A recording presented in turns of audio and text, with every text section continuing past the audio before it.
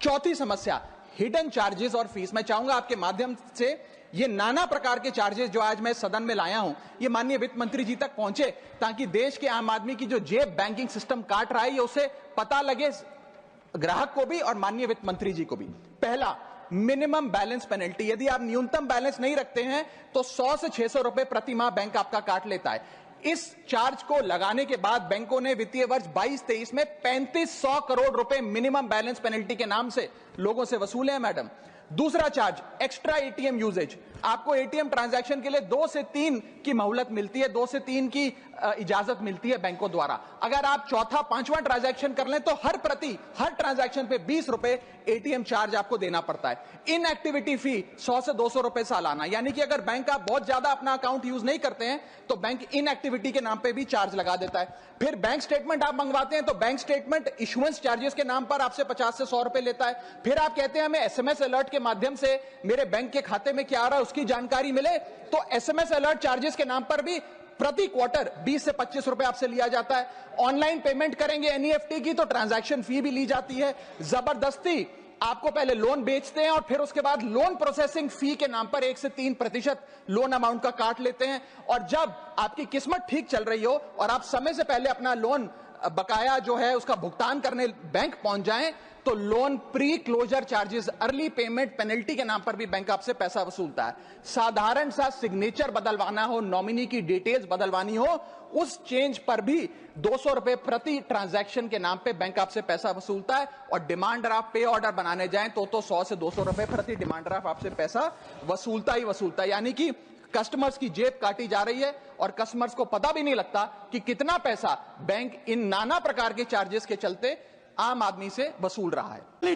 Don't rule, they ruin. With this I conclude. Thank you, ma'am. माननीय Shri Raghav Chadha ji, 10 minute. शुक्रिया madam. Tax to live, tax to die and tax everything in between. इस जीवन में 2 ही चीजें निश्चित हैं। There are only 2 things that are certain, death यानी कि मृत्यु, और दूसरा है टैक्स। इस जहां से उस जहां तक जहां भी जाओगे, हर मोड़ पर हर जगह मुझे ही पाओगे, यानी कि टैक्स। मैडम, सपना था विश्व गुरु बनने का, बन गए हम टैक्स गुरु। और इतना टैक्स जो भारत की आबादी सरकार के खजाने में डालती है, उसके बदले सरकार जनता को देती क्या है, ये बहुत बड़ा सवाल है। कौन सी ऐसी हाई क्वालिटी सर्विस है जो फ्री ऑफ कॉस्ट जनता को दी जाती है? क्या हमें quality health care free of cost मिलता है? नहीं मिलता। क्या हमें वर्ल्ड क्लास एजुकेशन मिलती है? नहीं मिलती। क्या हमें फ्री वर्ल्ड क्लास ट्रांसपोर्टेशन मिलता है? नहीं मिलता। क्या हाई क्वालिटी रोड्स मिलती हैं? अगर अच्छी हैं तो टोल टैक्स भरना पड़ता है। क्या 24 घंटे 7 दिन बिजली आती है? नहीं आती। तो इतना सारा जो टैक्स सरकार इकट्ठा करती है, उसका करती क्या है? इसीलिए मैं कहना चाहता हूं दैट वी इन इंडिया पे taxes like in developed countries to get services like in sub-Saharan countries. Madam, from the moment a child is born to the very moment his family mourns his death, the government is there at every step, not to help you, but to tax you. और आइए एक रोमांचक यात्रा पे चलते हैं। माननीय वित्त मंत्री जी हर बार मेरे सवालों का जवाब देते हुए मुझ पर तंज कसती हैं और कहती हैं कि शायद ये चार्टर्ड अकाउंटेंट नहीं है, इनकी डिग्री असली नहीं है, तमाम तरीके की बातें मेरे बारे में कहती हैं, निजी हमले करती हैं। मैं उनका बहुत सम्मान करता हूं, मेरे मन में उनके प्रति बहुत आदर है, ओहदे में, हैसियत में, उम्र में, अनुभव में बहुत बड़ी है मुझसे। लेकिन आज मैं इस सीए की डिग्री को किनारे करके सरल भाषा में आम आदमी की तरह इस देश के आम आदमी का दर्द आपके सामने रखना चाहता हूं कि कैसे हमारे जन्म होने से लेकर हमारे मरने तक टैक्स पे टैक्स सरकार हमसे वसूलती है। मैं आपके सामने जीवन के 8 चरण, 8 स्टेजेस ऑफ लाइफ रखना चाहता हूं। फर्स्ट स्टेज ऑफ लाइफ, जब इंसान पैदा होता है, that is the birth stage. बच्चे के पैदा होने से पहले, उसकी आंखें खुलने से पहले जो उसको वैक्सीन लगती है उस पर 5% जीएसटी लगता है। जिस अस्पताल में बच्चा पैदा होता है उस हॉस्पिटल के कमरे के चार्जेस पर अगर 5,000 रुपए से ज्यादा का कमरा हो तो 5% जीएसटी लगता है। बेबी केयर के आइटम्स पे 5% जीएसटी लगता है। और अगर उसके माता पिता बच्चे के पैदा होने पर मिठाई बांटे तो मिठाई पर 5% और चॉकलेट पर 18%, 28% जीएसटी लगता है। दूसरा चरण जीवन का इन्फेंसी और चाइल्डहुड यानी कि बचपन। बचपन में बेबी फूड जो खरीदा जाता है उस पर 12 से 18% जीएसटी, डाइपर जो खरीदा जाता है उस पर 12% जीएसटी, बेबी स्ट्रोलर पे 5 से 12% जीएसटी, और जो खिलौने बच्चे को दिए जाते हैं उन खिलौनों पर भी 12% जीएसटी लिया जाता है। जब मुंडन होता है बच्चे का, पहला हेयर कट जिसे कहते हैं, उस हेयर कट की सर्विसेज पर भी 18% जीएसटी, और पहली बर्थडे पार्टी पर जो फोटोग्राफी होती है, फोटो खिंचवाई जाती है, उस फोटोग्राफी सर्विसेज पर भी 18% जीएसटी। यहां तक कि नामकरण की बर्थडे पार्टी जो की जाती है उस पर भी केटरिंग सर्विसेज से लेकर खान पर 18% जीएसटी सरकार वसूलती है। अब बच्चा स्कूल जाना शुरू करता है तो स्कूल जाने पर यूनिफॉर्म से लेकर जूतों, स्कूल बैग, लंच बॉक्स सब पर जीएसटी लगता है। 12% जीएसटी नोटबुक पर लगता है, 18% जीएसटी स्टेशनरी आइटम पर लगता है। और उसके बाद अगर कोई एक्स्ट्रा करिकुलर एक्टिविटी बच्चे को करनी हो, कोई म्यूजिक क्लास करनी हो या फिर कोई स्पोर्ट्स कोचिंग की क्लास वो ले ले, उस पर भी 18% जीएसटी देना पड़ता है। प्राइवेट ट्यूशन ले तो उस पर भी जीएसटी, और पहली साइकिल जो बच्चा खरीदता है उस पर भी 12% जीएसटी देना पड़ता है। तीसरी अवस्था जीवन की, टीनेज ईयर्स, ये वो काल होता है जो सबसे मस्त मौला टाइम होता है जीवन का, बेहतरीन बेफिक्री का। इसमें बच्चा, यंग जवान लड़का लड़की अपना पहला स्मार्टफोन खरीदते हैं, उस स्मार्टफोन पर जीएसटी लगता है। अगर महंगा हो, विदेशी हो तो इंपोर्ट ड्यूटी भी लगती है। फिर वो अपना फोन रिचार्ज कराता है, उस पर जीएसटी लगते हैं। ब्रॉडबैंड इंटरनेट का कनेक्शन लेता है, उस पर जीएसटी लगता है। नेटफ्लिक्स, स्पॉटिफाई या वीडियो गेम की सब्सक्रिप्शन लेता है, उस पर भी जीएसटी देना पड़ता है। और अगर अपने दोस्तों के साथ पिक्चर देखने बाहर जाए तो पिक्चर की टिकट पर जीएसटी, एंटरटेनमेंट टैक्स और पॉपकॉर्न पर भी जीएसटी अब लगने लग गया है। तो तमाम तरीके के सॉल्टेड कैरेमल पॉपकॉर्न पर भी सरकार आपसे जीएसटी वसूलती है। इस बीच जब आप 18 साल के होते हैं और पहली बाइक या पहला स्कूटर खरीदते हैं, उस बाइक और स्कूटर पर आपसे जीएसटी लिया जाता है, व्हीकल इंश्योरेंस पर जीएसटी लिया जाता है, और उसके बाद रजिस्ट्रेशन टैक्स और रोड टैक्स के नाम पर भी पैसा लिया जाता है। जीवन की चौथी अवस्था, fourth stage of life, higher education की। इस हायर एजुकेशन की अवस्था में आप यदि प्राइवेट कॉलेज में पढ़ रहे हैं तो प्राइवेट कॉलेज की ट्यूशन फी पर जीएसटी लगता है। हॉस्टल में रह रहे हैं या पीजी का रेंट भर रहे हैं तो उस पर जीएसटी लगता है। स्टूडेंट लोन की प्रोसेसिंग फी पर जीएसटी लगता है। किताबों से लेकर लैपटॉप तक जीएसटी लगता है। और अगर माता पिता संपन्न हैं और बच्चे को विदेश भेजते हैं पढ़ने के लिए तो फॉरेन रेमिटेंस पर टैक्स कलेक्टेड एट सोर्स सरकार लागू करती है।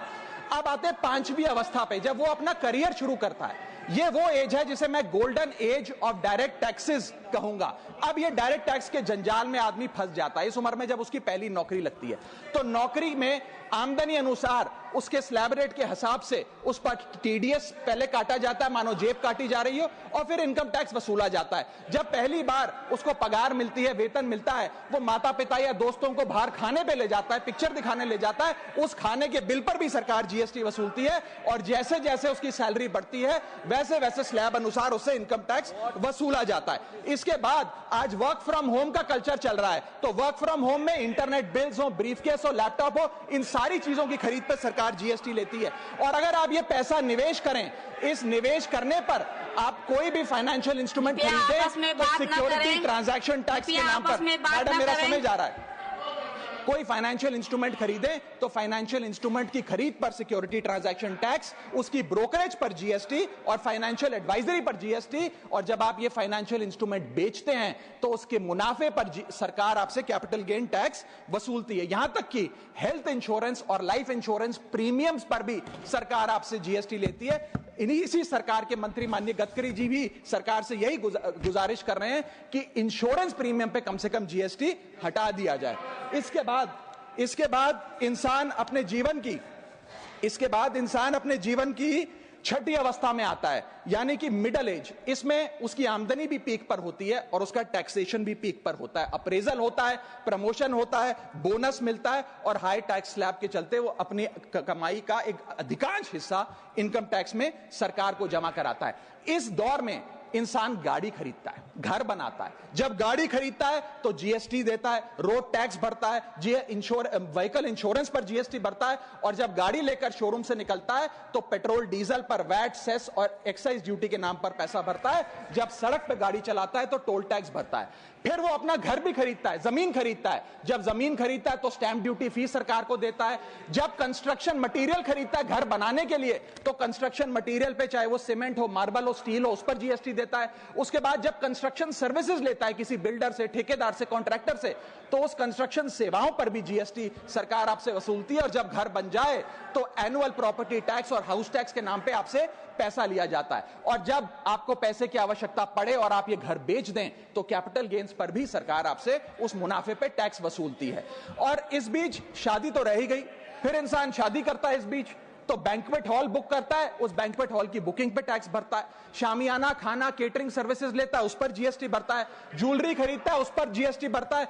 कपड़ा, शेरवानी सिलवाता है, कुर्ता पजामा, सूट पैंट, उस पर जीएसटी भरता है। यहां तक कि वेडिंग इन्विटेशन से लेकर ब्राइडल मेकअप से लेकर हनीमून के ट्रैवल तक हर चीज पर सरकार आपसे जीएसटी वसूलती है। 7वीं अवस्था सरकार जीवन की वो है रिटायरमेंट। इस फेज में इंसान चाहता है आरामदायक जीवन जिया जाए, जो जीवन में कमाया उस कमाई के सहारे उसकी इंटरेस्ट पर, पेंशन पर जिया जाए। लेकिन इस अवस्था में भी सरकार पेंशन और इंटरेस्ट इनकम पे आपसे टैक्स लेती है।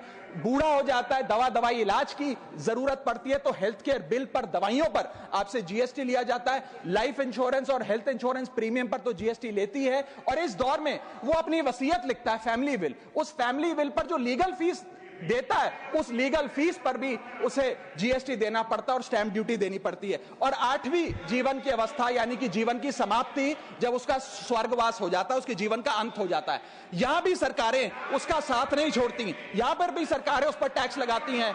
जब कोई इंसान मरता है तो उसके अंतिम संस्कार में देसी घी, चंदन वुड, नारियल, इत्तर जैसा सामान इस्तेमाल होता है, उस पर भी जीएसटी लगता है। और जब उसके मरने के उपरांत अखबार में ऑबिचरी की इश्तेहार छपाया जाता है, उस पब्लिकेशन ऑफ ऑबिचरी न्यूज़पेपर पर भी 5% सरकार जीएसटी लेती है। और मरने के बाद जब प्रॉपर्टी उसके बच्चों को या परिवार वालों को दी जाती है, उस म्यूटेशन पर भी सरकार आपसे ड्यूटी सेस लेती है।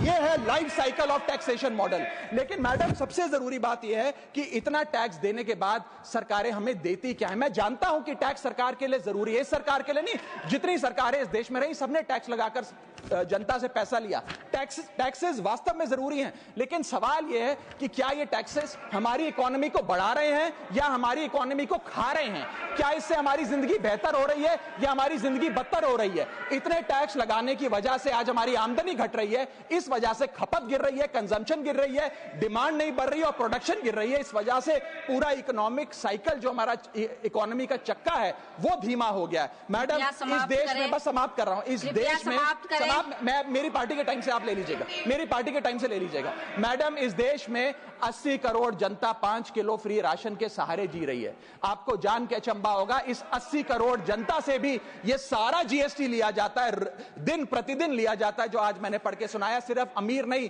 गरीब से गरीब आदमी भी जीएसटी देता है। और अंत में मैं बस इतना ही कहना चाहूंगा कि क्योंकि इतना टैक्स लगा कर सरकारें जनता का खून चूसती हैं, उस वजह से आज एफएमसीजी की सेल्स घट रही हैं, एफएमसीजी के स्टॉक गिर रहे हैं, कंजम्पशन डाउन हो रही है, नई गाड़ियों की सेल श्रिंक कर रही है, तमाम तरीके की जितनी भी न्यू परचेजेस होती हैं उसमें मंदी देखी जा रही है। सरकार को जीएसटी कम करना चाहिए, कम करेंगे तो जनता की जेब में पैसा आएगा तो मांग बढ़ेगी, खपत बढ़ेगी और इकोनॉमी का चक्का चलेगा। आपका समय समाप्त। बहुत बहुत शुक्रिया।